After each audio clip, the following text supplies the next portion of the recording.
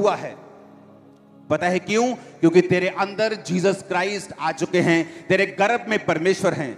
जिन लोगों को लगता है कि ये वचन सिर्फ मरियम के लिए बोला गया, आज मैं आपको वही गुड न्यूज देना चाहता हूं कि यह वचन सिर्फ मरियम के लिए नहीं बोला गया, हर एक उस विश्वासी के लिए बोला गया जो जीसस क्राइस्ट को अपने अंदर लेके आएगा और उसको अपना उद्धारकर्ता ग्रहण करेगा।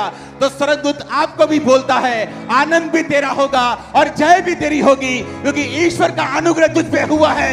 आमीन। मेरे को ऊंचे वाला चाहिए चर्च। आपको क्या लगता है कि परमेश्वर का मकसद यही है कि वो क्रिसमस वाले दिन आपको सेलिब्रेट करता हुआ देखे, सिर्फ कि लोग आए और सेलिब्रेट करेंगे जीसस क्राइस्ट इनका ईसाइयों का खुदा है जो आज से 2000 पहले जन्मा था? नहीं, परमेश्वर ये नहीं चाहता कि आप सिर्फ उसके जन्मदिन को सेलिब्रेट करें। उसका मैसेज और अधिक है जो आपकी लाइफ में परमेश्वर देना चाहता है। क्योंकि जो कोई व्यक्ति, वो सिर्फ मरियम के लिए नहीं बोला गया, मरियम के गर्भ में जब वो आया तो उसकी मंगनी हो चुकी थी, मंगनी हो गई थी। तो वो मंगनी से पहले भी तो उसको गर्भवती कर सकता था। उसने कहा मैं तो किसी पुरुष को जानती नहीं, यानी मेरा कोई संबंध नहीं है किसी पुरुष के साथ, मैं कुंवारी हूं, बिल्कुल पवित्रताई में हूं। उसने कहा नहीं नहीं, जब परमेश्वर को जन्म लेना होता है तो उसे किसी बंदे की जरूरत नहीं है। कोई परमेश्वर, वो सच्चा परमेश्वर है, उसे आदमी के बीज की जरूरत नहीं है, वो खुद पैदा हो सकता है। तो आप बोलेंगे फिर वो औरत के थ्रू क्यों आया, उसके गर्भ के थ्रू क्यों आया? अगर वो औरत के थ्रू ना आता तो आप लोग जब जीसस क्राइस्ट क्रूस पे चढ़ाए जाते तो ये बोलते कि ये कौन सा असली इंसान है, ये तो प्रकट हुआ था, इसको तो दर्द थोड़ी हो रहा होगा, इसमें कोई मांस और लहू थोड़ी है, ये तो परमेश्वर है, ये तो चढ़ गया। इसीलिए उसको औरत के थ्रू आना पड़ा ताकि आप लोग ये समझ सकें कि जो आप फील करते हैं, जिस दर्द को, जिस शर्मिंदगी को, जिस पेन को, जिस दुखी होने को, जिस अकेलेपन को, जीसस क्राइस्ट ने हर एक दुख को अपने ऊपर महसूस किया, क्रूस पर उसे अपने ऊपर लिया, आपके लिए पाप बना, मारा गया, गाड़ा गया और तीसरे दिन मुर्दों में से जी उठा और जीवित परमेश्वर के दाहिने हाथ बैठ गया। और आज जो लोग उसे स्वीकार करते हैं, अपना उद्धार करता, अपना परमेश्वर, वो उनके अंदर आ जाता है, क्योंकि उसने कहा है मैं तेरे अंदर रहा करूंगा। इसका मतलब जो मरियम को स्वर्गदूत ने कहा वो वचन आपके भी हो सकते हैं। आप जानते हैं इस आनंद का मतलब क्या है? ये आनंद जब आपके अंदर आता है, पूरी दुनिया इकट्ठी हो जाए आनंद को चुराने के लिए, ये आपके अंदर से चुरा नहीं सकती। आपका दिल आनंद से भरा रहता है। और उसने कहा जय तेरी हो। 10 लाख लोग आपके खिलाफ इकट्ठे हो जाएं तब भी जय आपकी होगी। पूरी दुनिया आपके खिलाफ हो जाए तब भी जय आपकी होगी। आप हार चुके हैं क्योंकि आपका फाइनेंस फेल हो चुका है, आप हार चुके हैं वीजा की फाइल लगा लगा के, आप हार चुके हैं बीमार हो के। उसने कहा आनंद और जय तेरी होगी जब जीसस क्राइस्ट तेरे गर्भ में आ जाएगा, तेरे अंदर आ जाएगा। आज जितने लोग यीशु मसीह को ग्रहण करके जाएंगे, मैं खुद उन्हें बपतिस्मा दूंगा मीटिंग के बाद। आज मैं बपतिस्मा दूंगा आपको। मैं आपको कह रहा हूं आनंद आपका होगा आज से, जय भी आपकी होगी आज से। आमीन। मेरे को ऊंचे वाला चाहिए चर्च। ये जय मैंने देखी है। दुनिया आपके खिलाफ हो जाए, जब परमेश्वर आपके साथ है कोई आपको हरा नहीं सकता। आप जय पाते हैं अपने परिवार में, आप जय पाते हैं अपने कारोबार में, आप जय पाते हैं अपने शरीर में, अपनी बीमारियों के ऊपर, अपने डर के ऊपर, अपने डिप्रेशन के ऊपर, जादू और टोनों के ऊपर, अपने फियर के ऊपर। आनंद और जय आपका है। छामरा चर्च पूरा। ओ आमीन। मेरे को ऊंचे वाला चाहिए। उसने कहा आनंद और जय तेरी हो, तुझ पर ईश्वर का अनुग्रह हुआ है। अनुग्रह का मतलब है खैरिस। यूनानी भाषा में अनुग्रह का मतलब है खैरिस, जिसका मतलब है divine influence upon the heart and reflection in the life.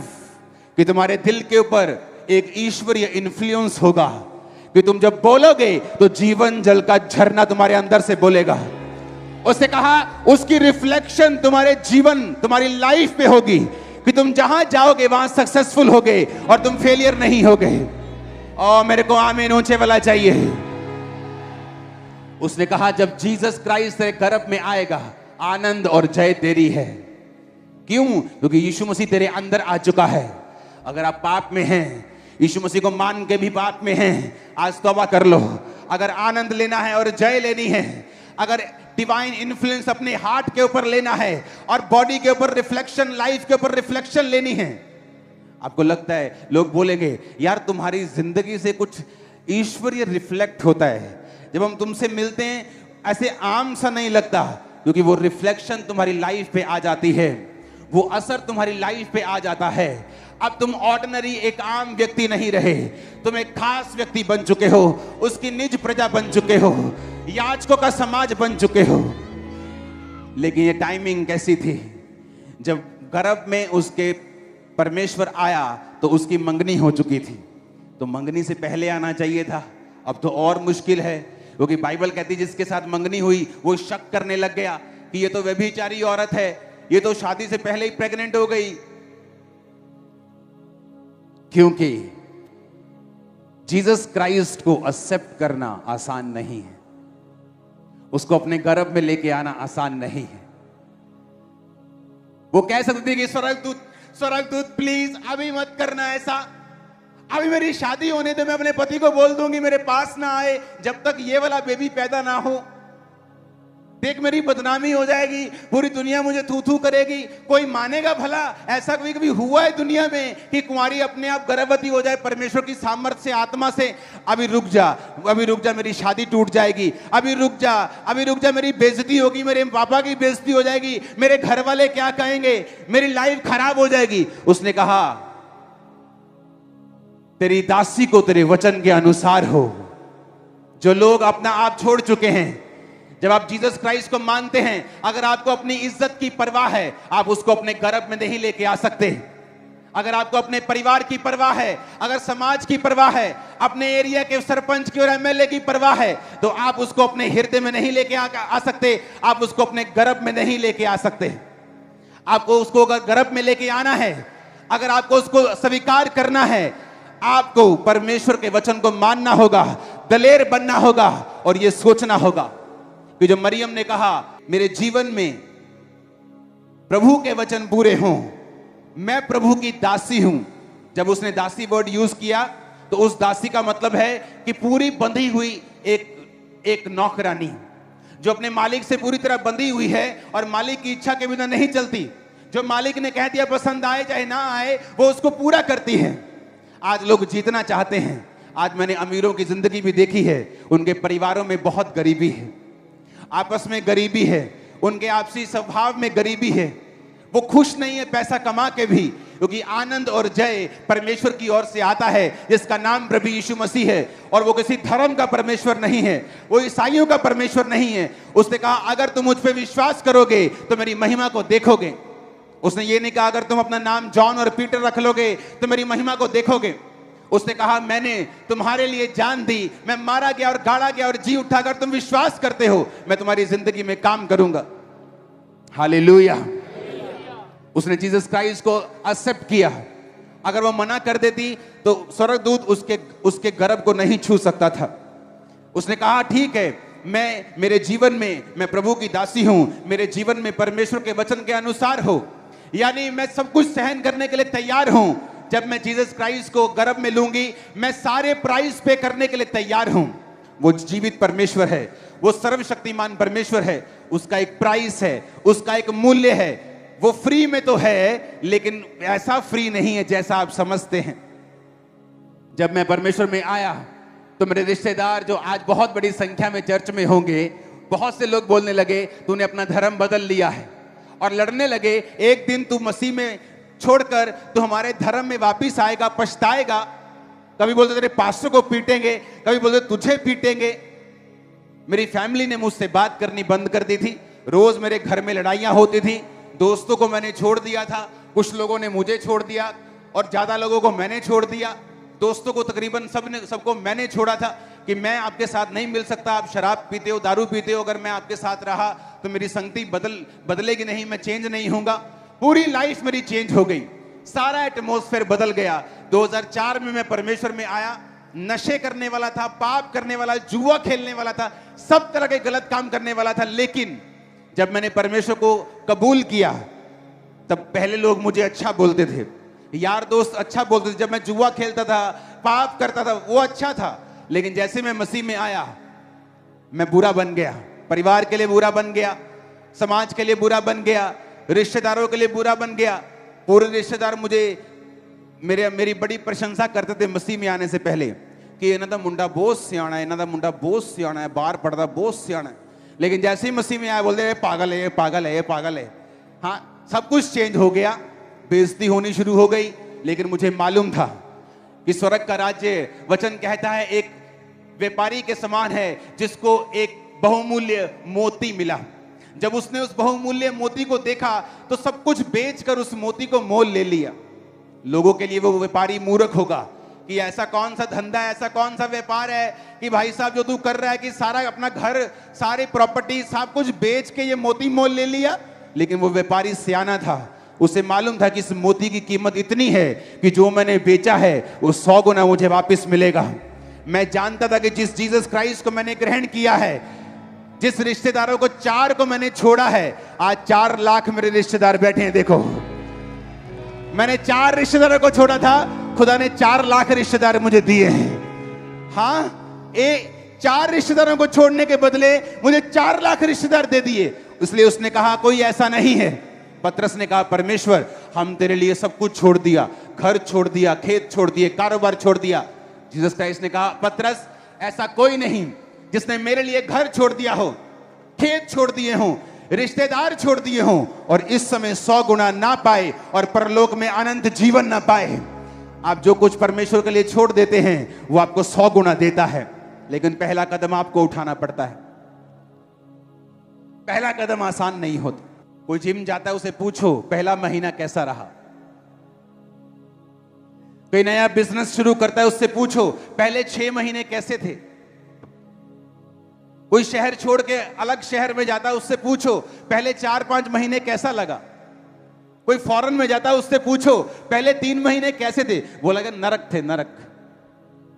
Canada में भी नरक लग रहा था क्योंकि नया नया था। मसीह में जब आप आते हैं मसीह में, दुनिया की परवाह किए बिना आपको दुख लगता है, स्ट्रेस होता है।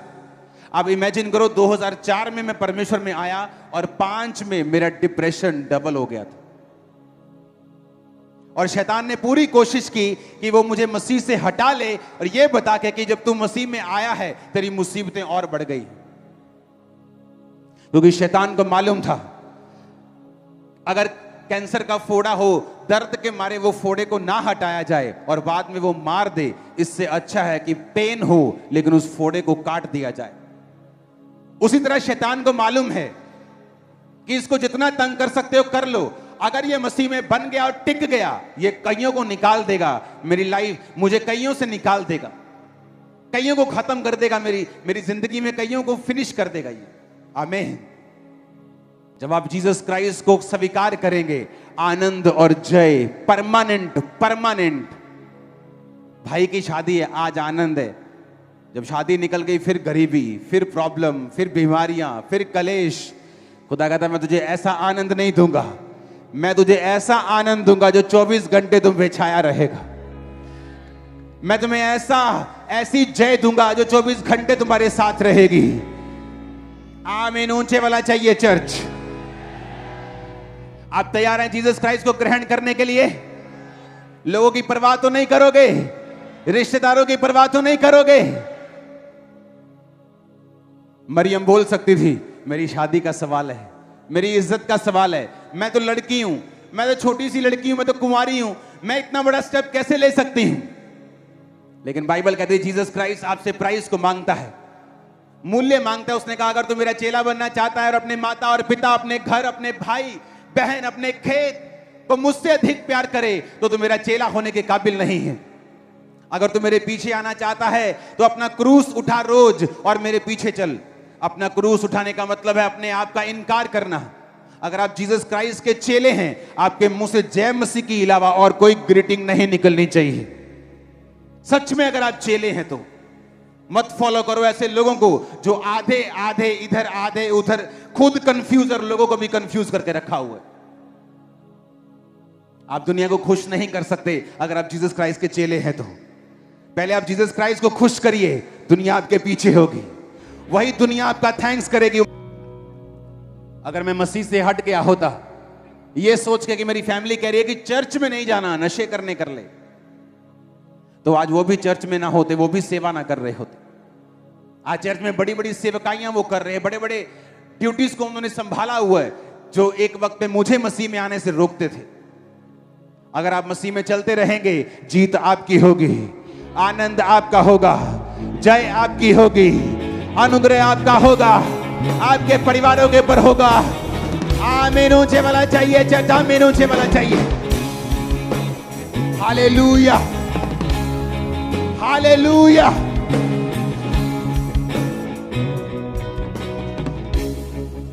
आमीन। आप तैयार हैं जीसस क्राइस्ट को ग्रहण करने के लिए, अपने दिल में लेके आने के लिए?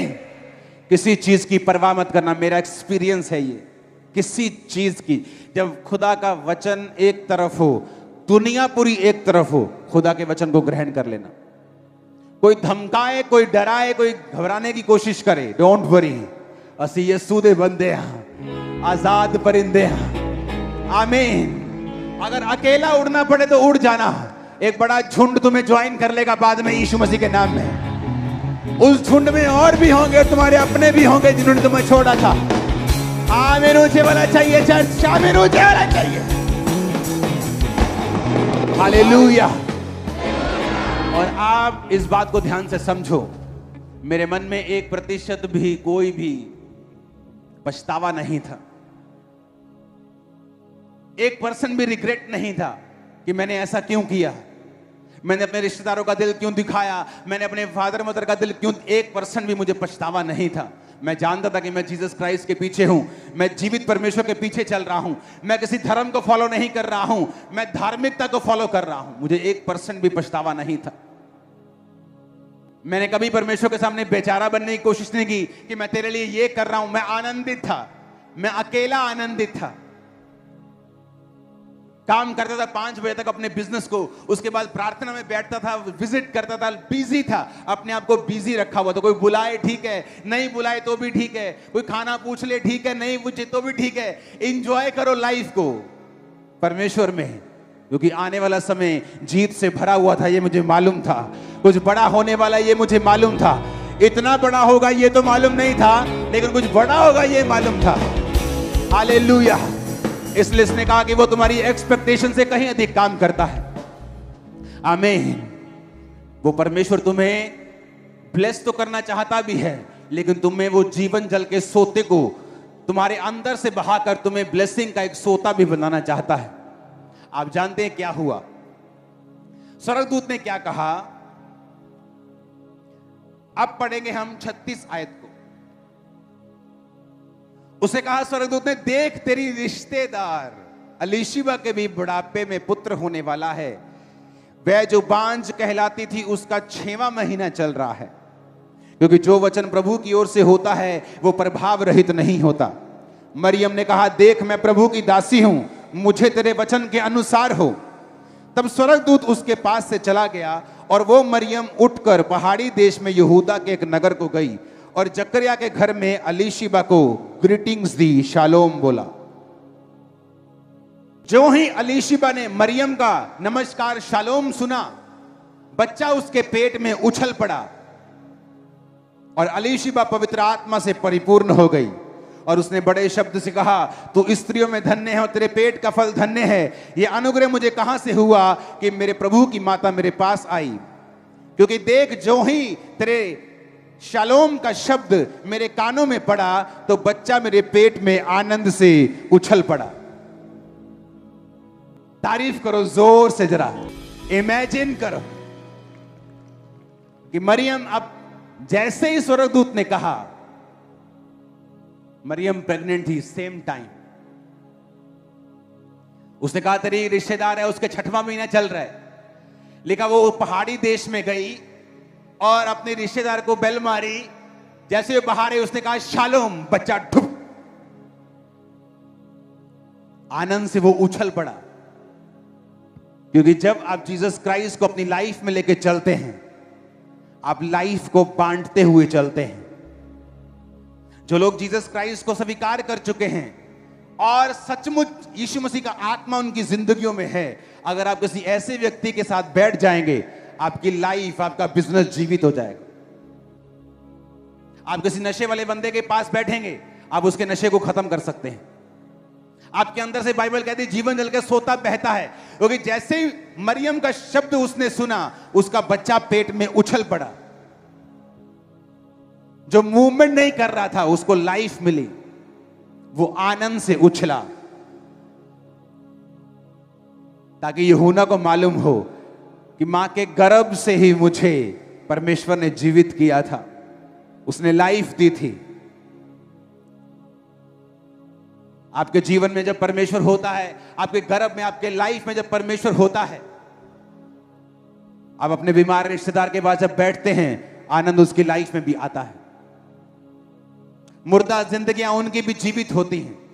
आप जिस स्टेट में होते हैं, जिस देश में होते हैं, वहां के मुर्दापन को भी आप दूर करते हैं। यह परमेश्वर की मर्जी है क्रिश्चियन व्यक्ति के लिए। आप जब अपने फाइनेंस में होते हैं, अगर आप सचमुच पवित्र आत्मा को अपने अंदर लेके चलते हैं, आपका फाइनेंस कभी मरा हुआ नहीं रहेगा। आपके दोस्तों की लाइफ, उनके जीवन, आपके रिश्तेदारों के जो आपके वचन को सुनते हैं, आपकी गवाहियों को सुनते हैं, वो भी मुर्दा नहीं रहते हैं। ये परमेश्वर का प्लान है आप लोगों के लिए।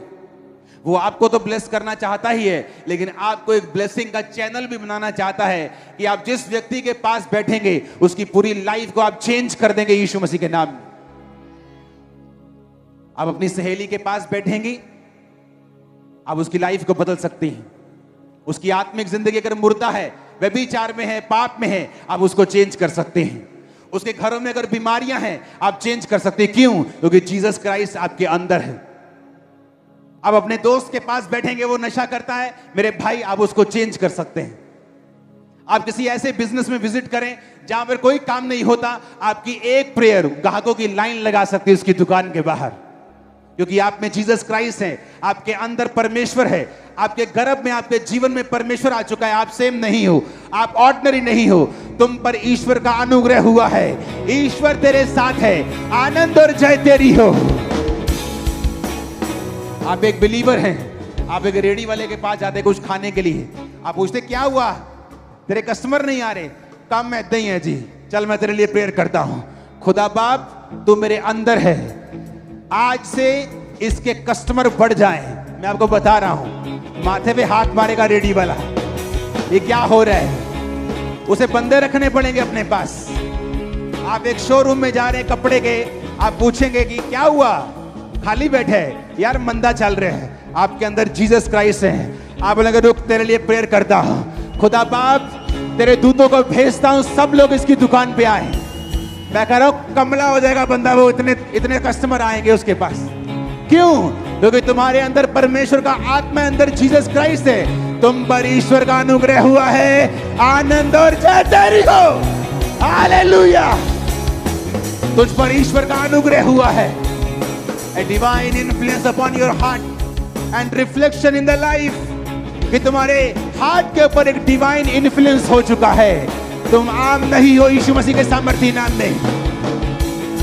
लोग बोलेंगे बहन जी कोविड आंडिया फिर, क्योंकि उसके हार्ट के ऊपर इन्फ्लुएंस नहीं है क्राइस्ट का। वो डर जाएगी, हाय ऐतकी मैं ही न मर जाऊं, मेरा जुकाम भी बहुत होता है, हाय। आप नहीं डरोगे, क्यों? आपके हार्ट के ऊपर डिवाइन ईश्वरीय इन्फ्लुएंस है। आप बोलोगे बहन जी कोई ना, ऑयल है, डरो ना, प्रेयर करते हैं। वो इन्फ्लुएंस आपके हार्ट के ऊपर है। तुम लोगों को बचाने वाली होंगी आज से, the name of Jesus. Reflection in the body, आपकी बॉडी पे, आपके शारीरिक काम पे, फाइनेंस पे, सेवकाई पे, उसकी रिफ्लेक्शन नजर आएगी कि ये भाई कुछ अलग है, ये कुछ अलग है। तुम अलग होने वाले हो आज से, अब से, right now. Receive fire, receive fire, receive fire, receive fire, receive fire, receive fire, receive fire, receive fire. Jesus Christ, मैं कल तैयार था आपके बीच में आने के लिए, परमेश्वर ने रुक जा, तैयारी कर, क्योंकि आज आप यीशु मसीह को मानकर ग्रहण करके बपतिस्मा लेके जाओगे। मैं खुद बपतिस्मा दूंगा इन्हीं कपड़ों में, ऐसे डुबक आ जा भाई। मैं आपको सच कह रहा हूं, आप निराश हो जाओगे अगर दुनिया के पीछे चलोगे। आपका बेस्ट फ्रेंड आपको निराश कर देगा।